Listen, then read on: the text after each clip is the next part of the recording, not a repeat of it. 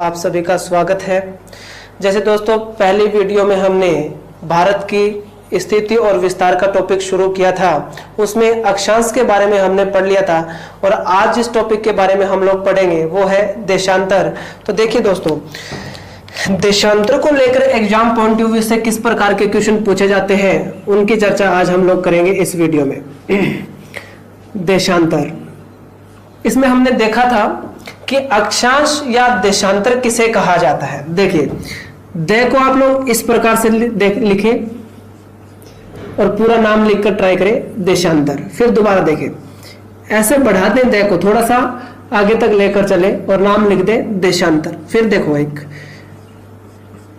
देशांतर। तो ये मैं पिछली वीडियो में भी आपको बता चुका था कि इस प्रकार की जो लाइनें हैं उन्हें क्या कहा जाता है, देशांतर कहा जाता है। तो देशांतरों की परिभाषा क्या बनाएंगे दोस्तों? देशांतरों की परिभाषा होती है कि उत्तरी ध्रुव को दक्षिणी ध्रुव के साथ मिलाने वाली रेखाओं को क्या कहा जाता है, देशांतर कहा जाता है। देखो ये हमारी पृथ्वी है, अपने हर एक पार्ट के अब की बार डायग्राम बनाएंगे तो ये हमारी क्या है, पृथ्वी है। और पृथ्वी पर अगर चर्चा करें तो ये उत्तरी ध्रुव है, इसको माने उत्तरी ध्रुव है ये, और ये वाला है दक्षिणी ध्रुव। उत्तरी ध्रुव है और ये वाला कौन सा ध्रुव है, दक्षिणी ध्रुव है।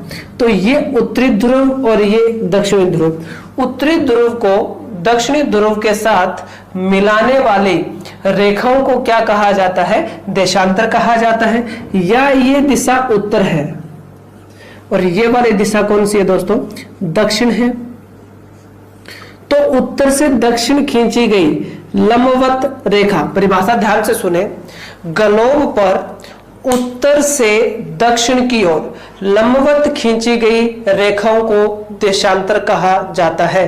तो उत्तरी ध्रुव को दक्षिणी ध्रुव के साथ मिलाने वाले रेखाओं को भी क्या कहा जाता है, देशांतर कहा जाता है। तो इस प्रकार की जो रेखाएं हमारे ग्लोब पर खींची गई है उन्हें क्या कहा जाता है दोस्तों, देशांतर कहा जाता है। अगली इनकी परिभाषा के बाद नेक्स्ट जो अपने पाठ पढ़ते हैं वो देखो कि देशांतर हमें किसका अध्ययन करवाते हैं। तो देशांतर जो है हमें किसका अध्ययन करवाते हैं दोस्तों, समय का अध्ययन करवाते हैं। तो ये भी अपन पढ़ते हैं, इसके कई क्वेश्चन भी हम लोग कंप्लीट करेंगे कि देशांतर हमें समय का अध्ययन कैसे करवाते हैं। इस वीडियो में आपको विश्व के किसी भी स्थान के समय का जो टाइम निकालते हैं वो किस प्रकार से निकालते हैं वो सब कंप्लीट करेंगे अपने।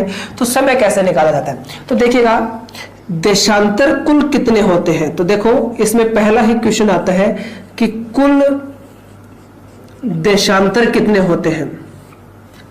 दोस्तों कुल देशांतर होते हैं 180 प्लस 180 बराबर 360। ठीक है, एक के आगे लगाएंगे ईस्ट और दूसरे के आगे लगाएंगे वेस्ट। 180 तो होते हैं पश्चिम वाले, 180 होते हैं पूर्व वाले। तो 360 क्यों होते हैं, इसमें हमने एक प्लस क्यों नहीं किया है, इसकी भी अगर हम लोग चर्चा करें तो देखो कोई भी ग्लोब है, कोई भी गोला है या वर्त है, वो 360 डिग्री का होता है। कितने डिग्री का होता है दोस्तों, 360 का होता है। देखो इस प्रकार से अपने कंप्लीट करें तो ये जो कोण है ये कितने डिग्री का है, 90 डिग्री का है, और ये कोण भी कितने डिग्री का है, 90 डिग्री का है। ठीक है ना, तो 180 हो गए ना, 90 और 90 कितने हो गए, 180 हो गए। तो अब ये 180 इधर वाली दिशा की अगर अपने बात करें तो ये दिशा होती है पूर्व, तो 180 कौन से हो गए, पूर्व वाले हो गए। अब ये कोण भी कितने डिग्री का है, 90 डिग्री का है, और ये भी कितने का है, 90 डिग्री का है। बना क्या, एक वर्त ही तो बना है, एक वर्त बना है।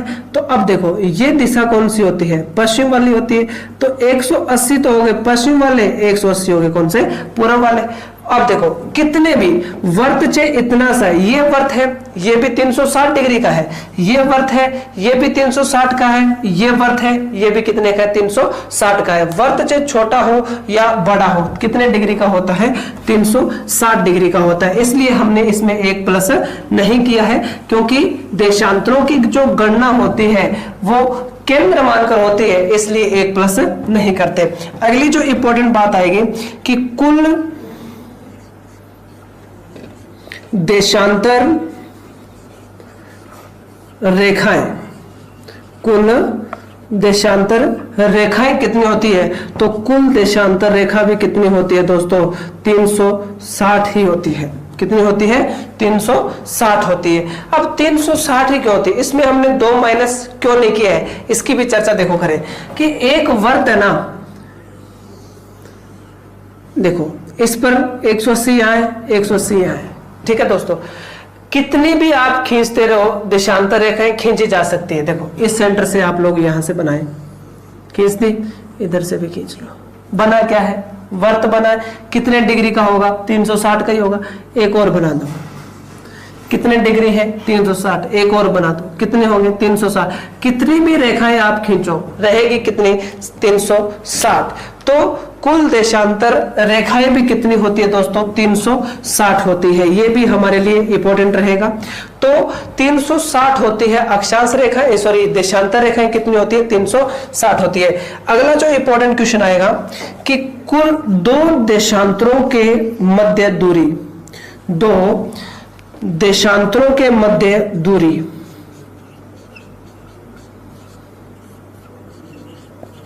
दो देशांतरों के मध्य दूरी, दो देशांतरों के मध्य जो दूरी होती है, मैंने बताया था कि देशांतर में कितने अक्षर होंगे? 1 2 3 4 और 5। तो देशांतरों के मध्य यहां पर एक शब्द लिखना पड़ता है, अधिकतम। अधिकतम के जगह आप एक और शब्द लिख सकते हो कि भूमध्य रेखा पर दो देशांतरों के मध्य दूरी। लेकिन ये दो शब्द लगाने पड़ेंगे आगे हमें कि भूमध्य रेखा पर, और या क्या बोलोगे आप लोग उसको कि भूमध्य रेखा पर या अधिकतम दूरी जो होती है वो कितनी होती है? 111.32 किलोमीटर की होती है। अधिकतम का मतलब क्या है? अधिकतम का शाब्दिक अर्थ क्या है? तो देखिए दोस्तों, ये हमारी पृथ्वी है। हर एक कंसेप्ट को अच्छे से समझे आप लोग।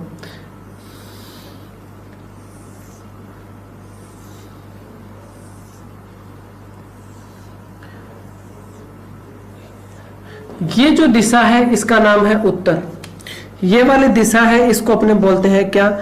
दक्षिण। और ये बिल्कुल मध्य में जो है इसको अपने बोलते हैं कौन सी रेखा? भूमध्य रेखा। ये कौन सी रेखा है? भूमध्य रेखा है। यहां क्या लिखा हुआ है कि दो देशांतर रेखाओं के मध्य दूरी। ये दो देशांतर रेखा है, एक ये रेखा और एक ये रेखा, दो देशांतर रेखा होगी। इनके बीच में दूरी, बीच में दूरी आगे क्या लिखा हो देखो, अधिकतम भूमध्य रेखा पर। तो भूमध्य रेखा पर आप थोड़ा सा ध्यान दोगे तो यहां देखो दोनों लाइनों के मध्य दूरी ज्यादा दिख रही है। जैसे जैसे आप उत्तर में जा रहे हो दूरी क्या होती जा रही है? कम होती जा रही है, कम होती जा रही है। ध्रुवों पर कितनी होगी? बिल्कुल 0 हो जाती है। इसी प्रकार दक्षिण में आओगे तो यहां तो दूरी ज्यादा है, दक्षिण में जैसे जैसे आ रहे हो दूरी क्या होती जा रही है?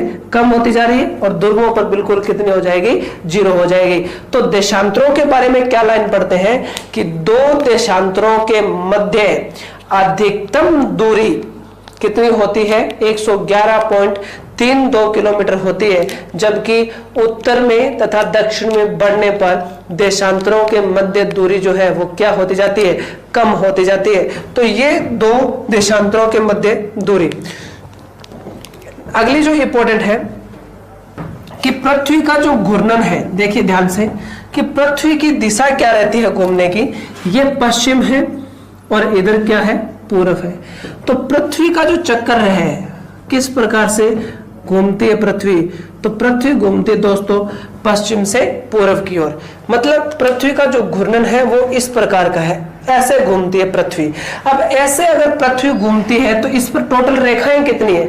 360 है। टोटल इस पर रेखाएं कितनी है? 360 रेखाएं हैं। और 360 रेखाएं जो है तो ये हमें समय का अध्ययन जो है वो किस प्रकार से करवाती है, इसकी चर्चा भी हम लोग करते हैं। तो देखिए दोस्तों 360, ये आप लोगों के इतना समझ में आ गया होगा। तो देखिए अभी जो अपने पढ़ेंगे कि पृथ्वी पर समय का अध्ययन कैसे किया जाता है। पृथ्वी का जो घूर्णन समय है पृथ्वी का घूर्णन।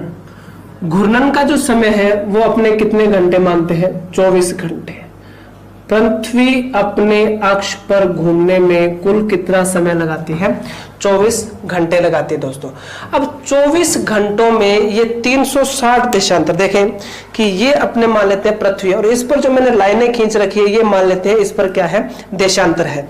अब देखो पृथ्वी ऐसे घूम रही है, तो ये जितने भी इस पर लाइनें खींची गई है वो एक बार सभी जो है क्रॉस हो रही है, तो पृथ्वी अपना चक्कर पूरा कर लेगी, तो इस पर जितनी भी लाइनें खींची गई है ये सब की सब क्या हो जाएगी? एक बार क्रॉस हो जाएगी। तो देखो पृथ्वी पर कुल जो देशांतर होते हैं वो होते हैं 360। तो देखो पृथ्वी 360 डिग्री देशांतर जो है उनको क्रॉस करने में कितना टाइम लगाती है दोस्तों? 24 घंटे लगाती है। कितना टाइम लगाती है? 24 घंटे लगाती है। इंपॉर्टेंट क्वेश्चन बनते हैं यहां से, ध्यान से देखिएगा। तो अगर अपने सोचें कि 360 देशांतर घूमने में 24 घंटे लगाती है तो मिनटें कितनी लगाती होगी? तो देखिएगा दोस्तों कि 360 डिग्री घूमने में 24 घंटे लगाती है तो मिनटें कितनी लगाती होगी? एक घंटे में कितने मिनट होते हैं? 60 मिनट होते हैं। तो 24 घंटों में कितने मिनट होंगे? तो यहां पर कर देंगे 24 × 60, ये आ जाएगा 0 और 24 छिका 144, 1440। तो ये हमारे लिए इंपॉर्टेंट क्वेश्चन यहां से बनेगा कि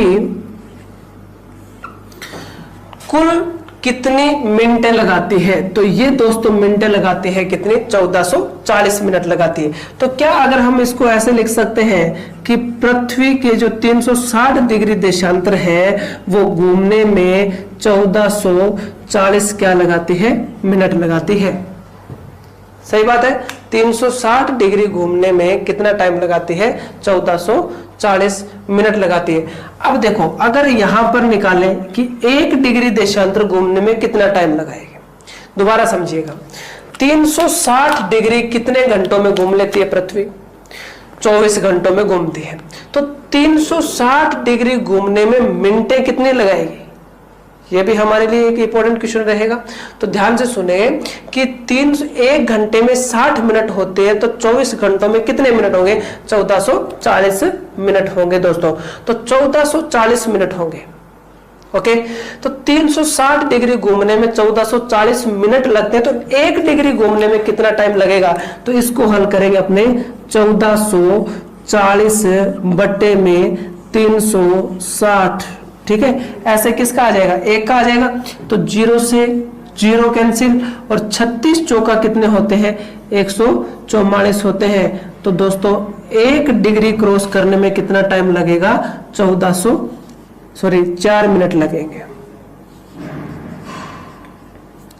1 डिग्री क्रॉस करने में कितना टाइम लगेगा?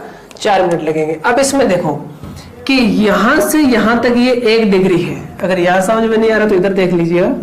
ये देखिए, ये देशांतर रेखाएं हैं। 1 डिग्री का मतलब ये 1 डिग्री, 2 डिग्री और 3 डिग्री ऐसे है। तो यहां से हमें यहां आने में कितना टाइम लगेगा दोस्तों? 4 मिनट। तो यहां से यहां आने में कितना टाइम लगेगा? 4 मिनट का समय हमें लगता है 1 डिग्री देशांतर क्रॉस करने में। लेकिन 1 डिग्री बराबर, ये ध्यान से सुने, कई बार आप जब भारत का भूगोल अपने पढ़ेंगे तो 8 डिग्री 4 मिनट लगाते हैं अपने। तो इस मिनट पर इस प्रकार का निशान होता है। तो मिनट किसे कहते हैं और डिग्री किसे कहते हैं, इसकी चर्चा थोड़ी सी कर लेते हैं अपने। तो देखो ये जो निशान आएगा ये डिग्री होगा, थोड़ा सा ध्यान रखना यहाँ। और ये जहां निशान है इसका मतलब होता है 1 मिनट। और मिनट कैसे, ये चर्चा करते हैं। देखो ये 1 डिग्री देशांतर है, थोड़ा सा ध्यान से समझ लेना इसको, बड़ा कंफ्यूज करता है ये 1 डिग्री देशांतर है दोस्तों। और ये है 2 डिग्री देशांतर। ये 1 डिग्री देशांतर है और ये कितने डिग्री देशांतर दोस्तों? 2 डिग्री देशांतर है। 1 डिग्री से 2 डिग्री देशांतर। अब देखो यहां से यहां तक आने के लिए यहां बीच में इस प्रकार की छोटी छोटी लाइनें होती हैं, जैसे कि अपने स्केल में होती है। इनको मिनटें बोला जाता है। इनको क्या कहा जाता है? मिनटें कहा जाता है। मिनटें कितनी होगी? 60 होगी। लेकिन थोड़ा ध्यान रखना पड़ेगा यहां पर कि समय वाली मिनट कौन सी है और दूरी वाली मिनट कौन सी है। देखो अब ये एक देशांतर के मध्य या दो देशांतरों के मध्य दूरी वाली कितनी मिनटें होती है? 60 मिनट होती है। जैसे कैसे? ये 1 डिग्री 1 मिनट, ये 1 डिग्री 2 मिनट, ये 1 डिग्री 3 मिनट, ऐसे करके यहां तक 1 डिग्री 59 मिनट और 1 डिग्री 60 मिनट आते हैं। कितनी डिग्री हो जाएंगे? 2 डिग्री हो जाएंगे दोस्तों। तो देखो कैसे, अगर मैं यहां पर लिख दूं, देखो कि 1 डिग्री 7 मिनट, 1 डिग्री 7 मिनट, तो 1 डिग्री 7 मिनट का मतलब क्या है? 1 डिग्री तो ये है, तो 1 डिग्री 1 2 3 4 5 6 और 7, 1 डिग्री 7 मिनट की बात कर रहा हूं। समझ में आई बात? तो अब देखो, क्या हम लोग ऐसे बोल सकते हैं ना कि 1 डिग्री, ये 1 डिग्री, ध्यान से सुनना, ये 1 डिग्री बराबर होता है किसके? 60 मिनटों के। 60 मिनट कौन सी? ये। अगर आप देखो यहां से यहां आए, कितने डिग्री आ गए? 1 डिग्री आ गए। अगर आप यहां से इनको क्रॉस करके आएंगे तो कितनी मिनटें दूरी वाली क्रॉस करके आए? 60 मिनट क्रॉस करके आए। तो 1 डिग्री बराबर होता है 60 मिनट के। लेकिन ये मिनट कौन से बच्चों? दूरी वाले मिनट है। कौन से मिनट है? दूरी वाले मिनट है। तो अब यहां इसको आगे सोल्व करते हैं। देखिए देखिए कि 1 डिग्री बराबर है दूरी वाले 60 मिनटों के। 1 डिग्री बराबर है दूरी वाले 60 मिनटों के। अब देखो 1 डिग्री घूमने में हमें कितना टाइम लगता है? 4 मिनट का। मैं 1 डिग्री की बात कर रहा हूं। 1 डिग्री, जैसे देखें यहां से यहां तक, यहां से यहां 1 डिग्री, ये 1 डिग्री, ये 2 डिग्री, यहां से यहां आने में हमें कितना समय लगता है? 4 मिनट का। ये देखो मैंने लिखा। लेकिन 1 डिग्री बराबर होता है 60 मिनटों के, और ये मैं मिनट साथ में कंफ्यूज मत होना, लिख देता हूं, ये दूरी वाले मिनट है। तो दूरी वाले 60 मिनट क्रॉस करने में भी हमें कितना टाइम लगता है? 4 मिनट का ही समय लगता है। जैसे मैं बना दूं दोबारा, देखें, ये 1 डिग्री और ये कितने डिग्री बेटा? 2 डिग्री हुए। अब देखो यहां बीच में लाइनें कितनी है? 60 है। तो आप मैं बोलो 1 डिग्री क्रॉस करो, यहां आ गए, कितना टाइम लगा? 4 मिनट का। मैं बोल दूं ये 60 मिनटें क्रॉस कर दो, टाइम कितना लगना है? 4 मिनट का ही टाइम लगना है। तो ये मैंने लिखा है कि 1 डिग्री क्रॉस करने में 4 मिनट लगते हैं, और दूरी वाले 60 मिनट क्रॉस करने में भी कितना टाइम लगता है दोस्तों? 4 मिनट का समय हमें लगता है। लेकिन ध्यान से सुने, आगे किस प्रकार से सोल्व हमें करने हैं कि अगर देखो 60 डिग्री क्रॉस करने में 4 मिनट लगते हैं, तो वही क्वेश्चन है पहले वाला कि 360 घूमने में 24 घंटे लगते हैं और यहां 60 घूमने में 4 मिनट लगते हैं। तो इसको यहां घंटे थे तो मिनटों में बदला, इसको सेकंडों में बदलेंगे कि 60 मिनट दूरी वाले क्रॉस करने में हमें कितना टाइम? 4 मिनट। तो सेकंड कितने लगेंगे? 1 मिनट में 60 सेकंड होते हैं। तो 4 इंटू अपने कितने कर दें? 60, तो कितने हो गए? 240। लेकिन ये 240 क्या है दोस्तों? सेकंड है। तो क्या इसको हम ऐसे लिख सकते हैं कि दूरी वाले 60 मिनट क्रॉस करने में 240 क्या लगते हैं? सेकंड लगते हैं। 240 क्या लगते हैं? सेकंड लगते हैं। लेकिन अगर मैं यहां लिखूं कि 1 मिनट दूरी वाला 60 करने में 240 सेकंड लगते हैं, तो 1 मिनट क्रॉस करने में कितना टाइम लगेगा? क्वेश्चन तो है। तो देखिए दोस्तों, वही क्वेश्चन निकालेंगे अपने कि 240 बटे में 60, 1 आ जाएगा, 0 से 0 कैंसिल, 6 चौका 24। तो ये क्या आ गया दोस्तों? 4 सेकंड। तो 1 मिनट क्रॉस करने में लगते हैं 4 सेकंड। ये तो रहती है हमारी प्रोसेस की किस प्रकार से निकालते हैं। लेकिन ध्यान पूर्वक से सुने, याद रखने वाली क्या बात है? याद रखने वाली बस इतनी सी बात है, अगर डिग्री और मिनट में अंतर समझ गए हो तो बस 2 ही अक्षर याद करने हैं कि 1 डिग्री क्रॉस करने में, मतलब यहां से यहां आने में 4 मिनट लगते हैं, और 1 मिनट क्रॉस करने में 4 सेकंड लगते हैं। अगर इतना समझ में आ गया है तो आपको पूरे विश्व का समय निकालना समझाऊंगा अभी, और कभी भी दिक्कत नहीं आएगी इसमें कि विश्व का समय कैसे निकाला जाता है, किस स्थान का समय कितने बजकर कितने मिनट हुए तो यहाँ का समय क्या होगा, सब इतनी सी प्रोसेस से ही कंप्लीट हो जाएंगे। तो आप इसको थोड़ा ध्यानपूर्वक से देख लें और इसका स्क्रीनशॉट ले लें आप लोग, और फिर इससे आगे की प्रोसेस पढ़ते हैं। अब देखो, एक समझ में आया, ये चार दो लाइनें आपको ये और याद रखनी है कि पृथ्वी जो है उसका घूर्णन किस दिशा में होता है। तो पश्चिम से पूर्व की ओर पृथ्वी घूमती है। पृथ्वी का जो घूर्णन है वो है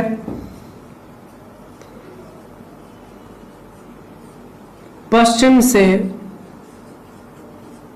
पूर्व की ओर, पश्चिम से पूर्व की ओर। तो देखिए ये इस प्रकार से अक्षांश है, सॉरी देशांतर है, ये क्या है, देशांतर है, ठीक है, देशांतर है। इसको अपने केंद्र मान लिया। अब ये दिशा है दोस्तों पश्चिम, और ये दिशा है कौन सी, पूर्व। ये कौन सी दिशा है, पूर्व है। तो यदि अब पृथ्वी पर अगर अपने पश्चिम से पूर्व की ओर जाएंगे, तो इधर अगर अपने जाएंगे तो मान लो यहां से अपने चले इधर, तो कितना टाइम लग जाएगा, 4 मिनट लगेंगे। यहां से यहां तक आएंगे 4 और लगेंगे, 4 और लगेंगे और 4 और लगेंगे। तो इसका मतलब जब आप पश्चिम से पूर्व की ओर जाते हो, जब आप पश्चिम से पूर्व की ओर जाते हो तो समय बढ़ता है। तो पश्चिम से पूर्व की ओर समय बढ़ता है, की ओर समय जोड़ना है या बढ़ता है, एक ही बात है, जोड़ना है। और कितना जोड़ना है, प्रति देशांतर कितना टाइम लगता है, ध्यान रखना दोस्तों, प्रति देशांतर आपको जोड़ना है कितने मिनट है, 4 मिनट। लेकिन यदि आप अगर वापस आते हो, पृथ्वी का घूर्णन अगर वापस करें तो इधर आओगे तो समय क्या हो जाएगा, घट जाएगा। जैसे यहां देखो 4 मिनट, 8 मिनट, 12 मिनट और 16 मिनट, यहां कितने हो गए, 16 मिनट हो गए। लेकिन इधर वापस आओगे तो यहाँ कितने बचेंगे, 12, फिर यहाँ कितने आओगे, 8, फिर इधर 4, इधर आओगे। तो देखो पूर्व से अगर पश्चिम की ओर अगर आप आते हो, ध्यान से सुनना, ये पहला कंसेप्ट है और ये दूसरा है कि जब आप पूर्व से पश्चिम, यहां एक एक एरो लगाकर हम समझ लेते हैं। अगर ऐसे आप जा रहे हो तो समय क्या होता है, जुड़ता है।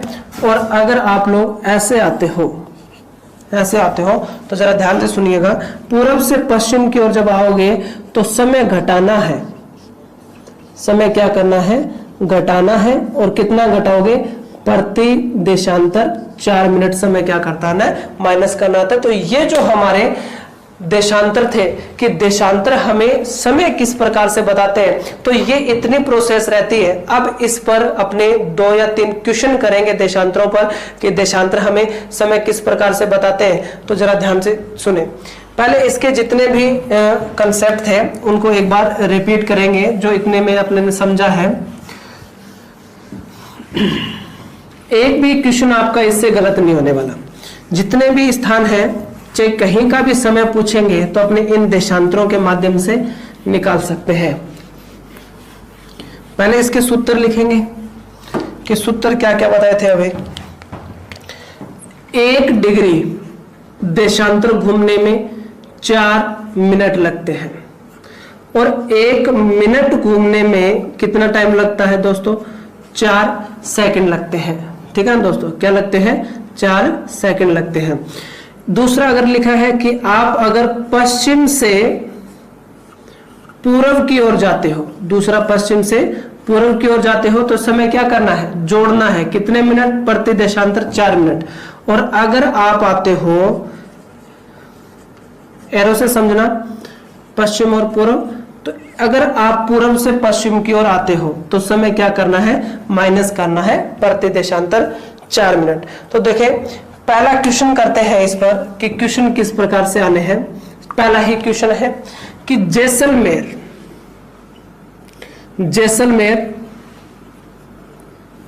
70 डिग्री पूर्वी देशांतर पर है। जरा ध्यान से सुनना, जैसलमेर 70 डिग्री पूर्वी देशांतर पर स्थित है, पूर्वी देशांतर पर।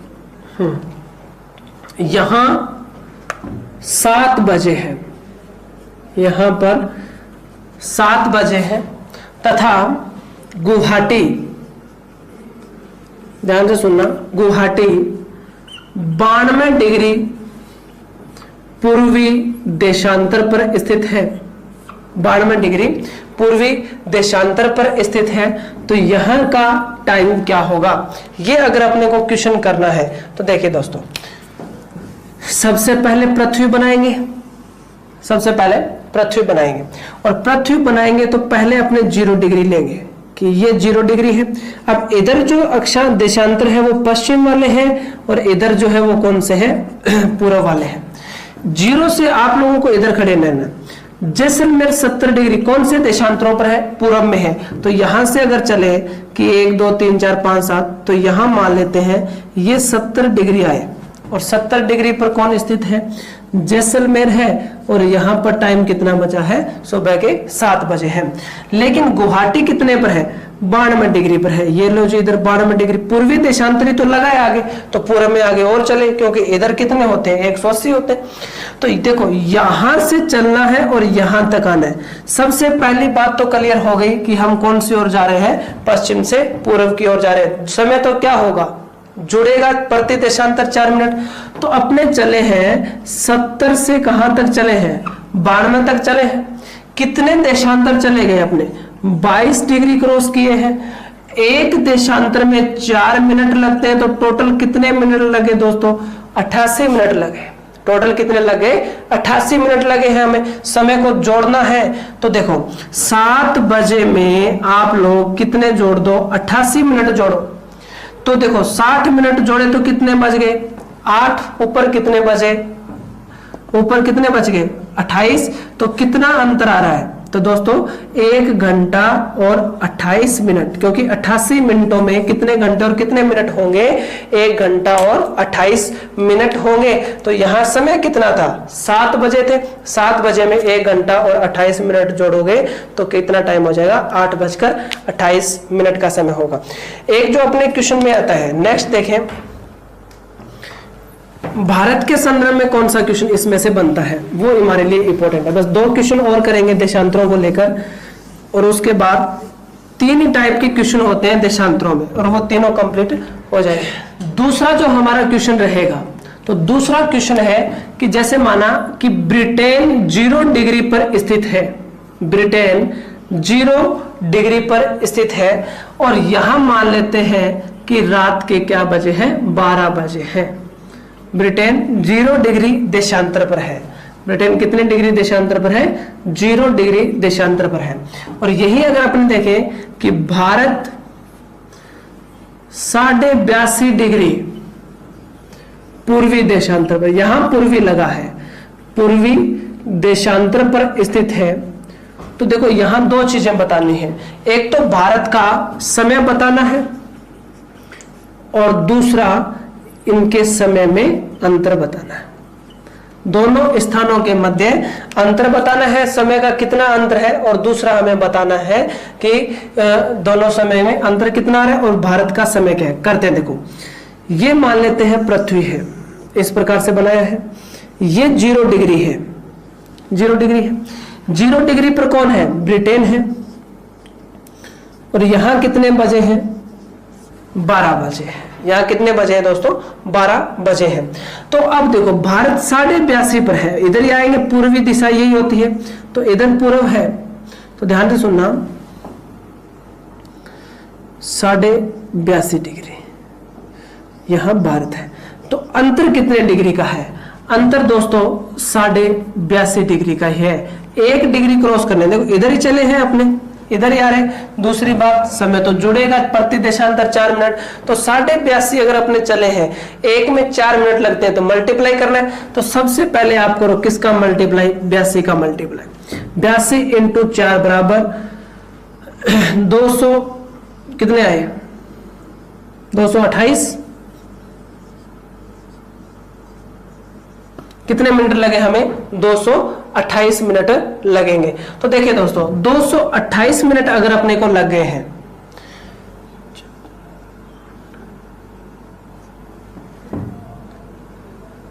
328 मिनट, 328 मिनट लगे।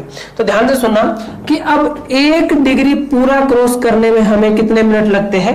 4 मिनट लगते हैं। ऊपर कितना करना है? आधा करना है, तो आधा करने में कितने मिनट लगेंगे? 2 लगेंगे। तो 328 प्लस में 2 बराबर 330। तो टोटल कितने मिनट लगेंगे हमें? 330 मिनट लगेंगे। 330 मिनट हो गए। 1 घंटे में कितने मिनट होते हैं? 60 मिनट होते हैं। तो समय तो जोड़ना है हमें, निकालो। अब देखो 5 छिका 30, 5 छिका 30, ऊपर कितने बच गए? 3, 30 और 30 का क्या होता है? आधा घंटा बचेगा। तो इसका मतलब अपने को टाइम कितना आएगा? 5.5 घंटे। तो यहां से ब्रिटेन का जो भारत का दूरी है, इसमें समय का अंतर आता है 5.5 घंटे। तो देखें दोस्तों कि अगर ब्रिटेन में 12 बजे है तो भारत का टाइम कितना होने वाला है? 5.5 होगा। और इसी को अपने बोलते हैं ग्रीनविच रेखा। इसी को अपने को क्या बोला जाता है? ग्रीनविच रेखा के नाम से जाना जाता है। और ये एक अपने और नाम के बारे में भी चर्चा की थी, इसको जीएमटी, ग्रीनविच मीन टाइम, विश्व का समय निर्धारक रेखा के नाम से जाना जाता है। तो ये भारत का जो समय का अंतर है ग्रीनविच रेखा से, ये 5.5 घंटे है। क्योंकि अपने जो टाइम सेट किया गया है अभी भारत का, उसमें हम ऐसे ही करते हैं जीएमटी प्लस 5 घंटे और 30 मिनट। इस प्रकार से ये क्वेश्चन कंप्लीट होंगे। तो दोस्तों ये था अपने देशांतर को लेकर किस प्रकार के क्वेश्चन बनते हैं। देशांतर हमें किसका अध्ययन करवाता है? समय का अध्ययन करवाता है। और इसके बाद में आगे चर्चा हम लोग करेंगे कि भारत की स्थिति, क्योंकि अक्षांशों ने हमें तापमान और जलवायु के बारे में बताया, देशांतरों ने हमें समय के बारे में बताया। और जब अक्षांश और देशांतर दोनों मिलेंगे तो भारत की या किसी भी स्थान की स्थिति को अपने देखेंगे। धन्यवाद, आज के लिए इतना ही।